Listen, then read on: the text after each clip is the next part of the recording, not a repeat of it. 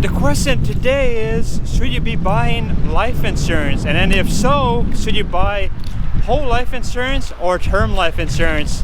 And I'll make this very, very easy, because I think life insurance in general is one of the most complicated things out there. And it's complicated for a reason, because anytime something is too complicated, I think that there's an effort to try to get more of your money. So there's two types of life insurance. There's the term life insurance, which means that it's based upon you paying premiums for a set length of time, and if something were to happen to you, a death during that time period, there will be a payout in the amount that's agreed upon. So if you buy a 10-year term life insurance, if you die within that 10-year period of time, there will be a payout. If you die afterwards, there will not be a payout. Then of course there's a whole life insurance, which actually is a really, really bizarre life insurance program, because it tries to combine life insurance with an investment strategy as well. It's tied into it.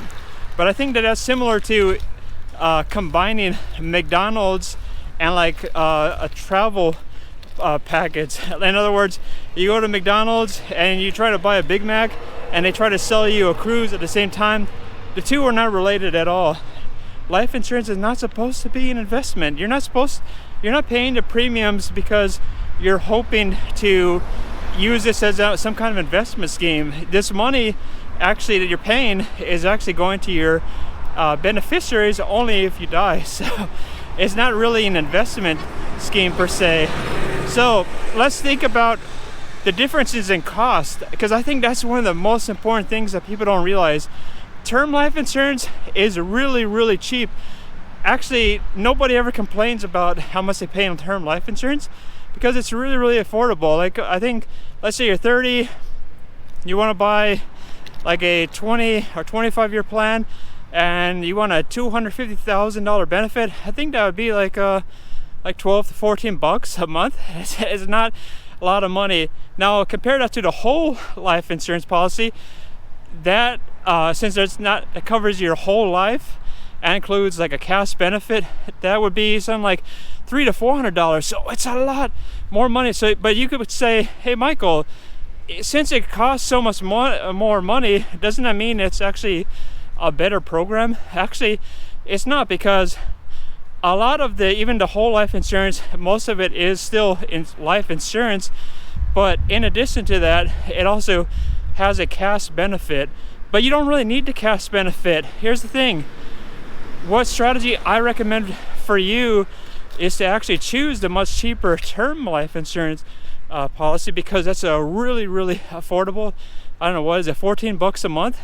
And instead of paying $300 or $400 for a complicated cash benefit administered to a life insurance program, which has commissions, has fees on top of it, and then it's complicated as well. And also, not only that, but also your heirs may not necessarily even be guaranteed to get the cash benefit, because sometimes I think the cash benefit only applies to you. I think that's how some of them work.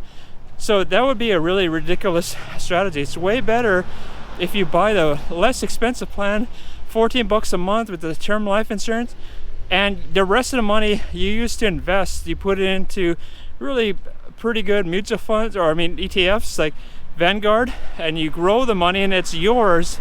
It's in your name. It's not going through some insurance company, and that's really the best way of handling it. And then as a result, after 20 years, let's say nothing happens and your policy expires, it doesn't matter.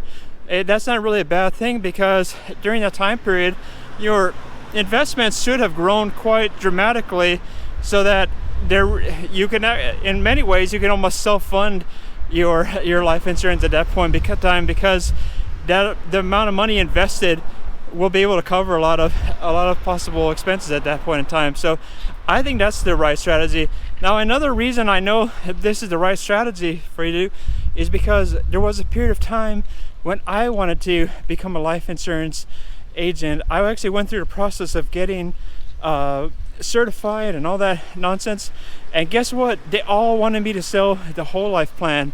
And when some company is telling you got to sell this plan, not that plan, is because it's to their benefit, not to yours. They make a lot more money from the whole life insurance plan, so those are the plans that they're going to try to push.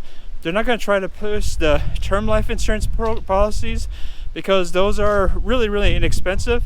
They're not making that much of a profit on those in comparison to the whole life insurance program.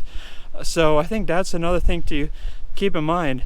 And so, as usual, if you have any questions, feel free to ask in the comments below. And you need to hit the like button. It's really important because my videos are really unbiased opinions. I'm not backed by anybody. There are no sponsors in these videos. Oftentimes, I mean, in terms of, I'm not reading off some script about some advertisement for you. So what's really important is you got to hit the like button, and we got to spread the word, because I want to help to give you ideas on how to save money and not get not really fall into these schemes that some of these life insurance companies have. Anyway, click the like button and subscribe, and I'll see you in the next video.